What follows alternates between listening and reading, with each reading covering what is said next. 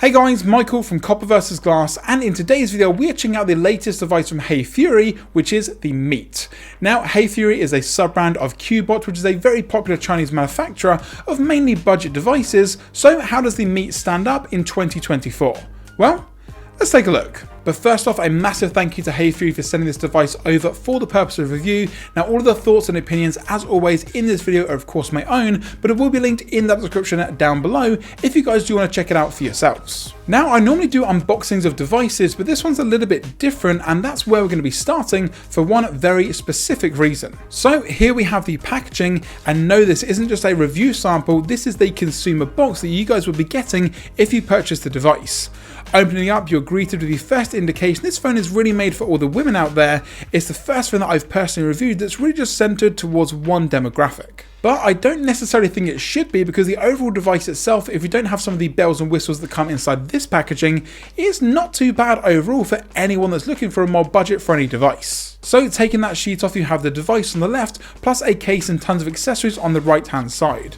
Moving all of that to one side, you then have the standard boxes below with the wall charger, USB-C cable, which nicely colour matches the rest of the box and also kind of the device itself. You then have your paperwork below that, along with a SIM ejector tool and another more slightly subtle case. So all in all, you have the phone, two cases and all the charging accessories you need. So far, so good. Now onto the phone itself. Now the Meet will come in multiple different colour variations, but the model that I have here is the green bluish marble design, and I think it actually looks pretty good. On the right side you have your power button, the left side has your separate volume up and down, along with on the top you do have an IR blaster for controlling devices, and along the bottom your SIM port, USB-C and single firing speaker. However, with this design and the large screen, you don't get dual front facing speakers or just in general stereo sound at all. The sound is all going to be coming from that bottom firing speaker, which is okay. It's not the best out there in terms of overall clarity, but it does the job if you want to listen to some music in the background or watch a video on YouTube, but it's not necessarily the best for maybe filling a room or using in slightly more, unique environments. Now around the back of this device, it also looks pretty good with the overall colour scheme and also that massive camera bump,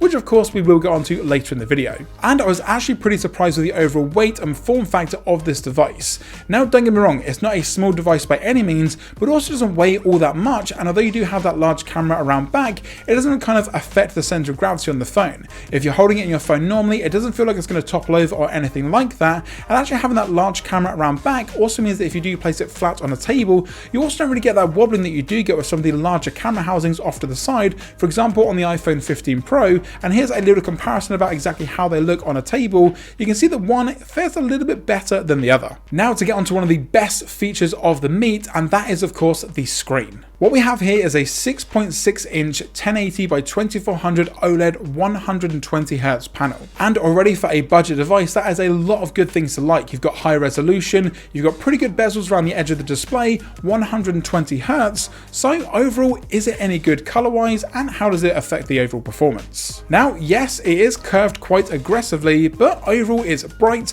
colorful, and not maybe the most color accurate display out there, but in general the OS looks great, and having a bright colourful wallpaper just adds to the overall look. The 120Hz is great at this price range, and it basically is becoming the standard for even lesser known companies or even cheaper devices. The 120Hz mixed with the OLED means that all types of media, gaming and general day-to-day tasks look great. Watching something like the Mad Max Furiosa trailer on this device looks incredible. The overall colour is very bright, you've got those really deep blacks, the highlights are very bright, and in general it's just a very pleasing experience overall when looking at the device's screen. Now don't get me wrong, you do have some weird colour shifting from time to time because of the curvature of the actual screen itself, and with the device being so big it's a little bit hard to use one hand in regards to getting to all of the corners, but in general yes, it's more of a two-handed device, but it looks and feels pretty good in the hand overall. However, the strange colour shifting and in general the curve of the display kind of fades into the background when you're playing mobile games, just allowing you to frag out with your favourite mobile shooter, racing game or something a little bit slower paced. So with such a great design, amazing screen, how's the overall performance, taking into account once again this is a more budget orientated device? Well, all of the marketing for this device was around glamour and exceptional performance, so it should be pretty good. right? Well, inside the Meet we have 12 gigabytes of RAM, 256 gigabytes of storage, and the MediaTek G99 octa-core processor.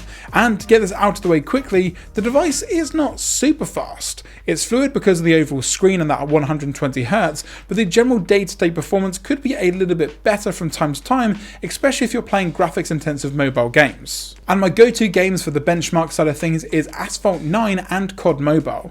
Now, don't get me wrong, these games are a little bit older now compared to what they used to be a couple of years ago, however they still push mobile devices to their absolute limit. With Call of Duty Mobile, you've got tons of stuff going on screen, the touch controls, the overall performance, high frame rate, and of course Asphalt 9 has a ton of stuff going for it with particle effects, the graphics themselves looking amazing. So how does the Meet hold up? When it comes to the high adrenaline of Asphalt, the Hafury Meet does a decent job overall. However, there are a ton of missing particle effects and the frame rate is hovering around that 30 frames per second mark, so not really taking full advantage of that 120Hz screen. The colours do look really nice and the sound is decent, but overall gameplay is a little bit choppy from race to race. COD Mobile is pretty much the same, getting around that 30 FPS mark on medium settings, and again a ton of options missing such as motion blur, high-res textures and more. Now the large screen does mean plenty of room for on-screen controls, but you can also get up to a little bit higher frame rate, 60 maybe even 90Hz, by just reducing the graphics quality ever so slightly, and it still plays kind of as you would expect, although not looking the best. Other tasks such as general day-to-day texting, watching videos and navigating social media apps is no issue at all.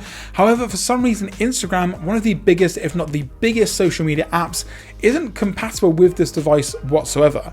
And I know it's not necessarily a UK thing because some other applications that are normally blocked in different countries work fine, but for some reason I just couldn't get Instagram to install whatsoever. Even using a third-party website to get an APK and download it directly, it just wouldn't actually open the application, which is a little bit strange. So the design is nice, performance isn't too bad when you take into account the price, and that brings me on to the last point and one of the biggest features, and I mean that physically, of this device, and that's the camera. Being such a big camera amp, however, does mean little to no rocking on a table like I mentioned beforehand, but what's under the hood? Well, we have a main 100 megapixel wide lens, 16 megapixel ultra wide and a 5 megapixel macro along with light sensor and flash. The application itself is super simple, and actually in some cases the settings buttons are a little bit small and hard to press, but pretty simple overall. Now the one thing that I didn't enjoy with this device is the actual photo taking experience. Not because it was hard to do or it didn't look very good, and we'll get onto samples in a moment, but for some reason there was no visual indicator that I was actually taking a photo. On other devices, again like the iPhone 15 Pro for example, if you take a photo, even if the phone is on silent mode, you get a blackout of the screen for a split second, like a shutter letting you know you've taken a photo.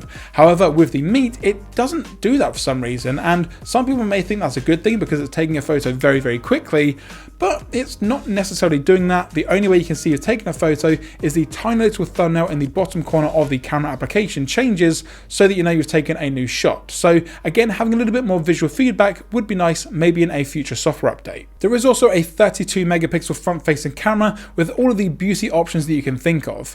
If this is turned on, you tend to look a little bit like a totally different person. Video is also up to 2K resolution at 30 frames per second, along with some other lower resolution modes, but not really any higher frame rates. It's passable in a pinch, but don't go expecting amazing video memories with this device. But don't take my word for it, let's check out some samples.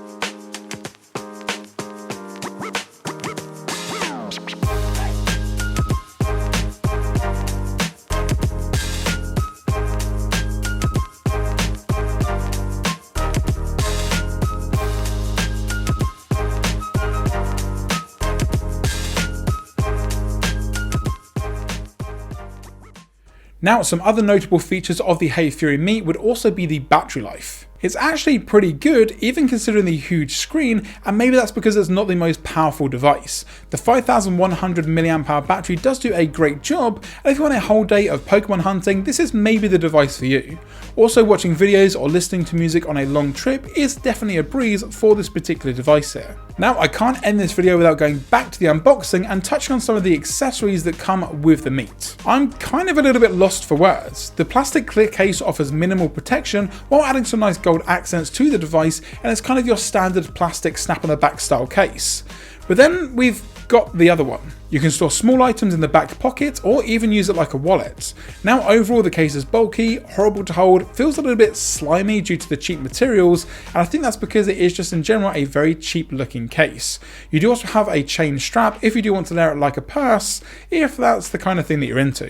Also, going back to the start of this video, I did mention that it's more marketed in many ways towards women. However, the actual phone itself, like we've seen in this video, is actually pretty good for anyone that's looking for that more budget orientated device. So maybe they missed a trick there, just marketing it towards one section of people, but in general, I think if you're looking for a, kind of cheap-ish device, not the best camera, but pretty good overall kind of steady performance, a great looking screen, then you can't really go wrong with the Meet. And also, I've just noticed while filming this video, if you don't call it the Hafury Meet and just call it the Meet, it seems more like meat as in food as opposed to meet like meeting people, so the naming convention isn't necessarily my favourite. And that's going to do it, guys, for this video on the Hafury Meet.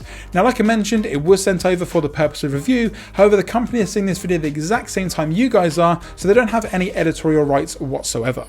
If you did enjoy this video, be sure to give it a thumbs up down below, and also let me know in the comment section below what sort of budget device you might be looking for at the moment, or if the Meet may be on your list as one that you do want to try.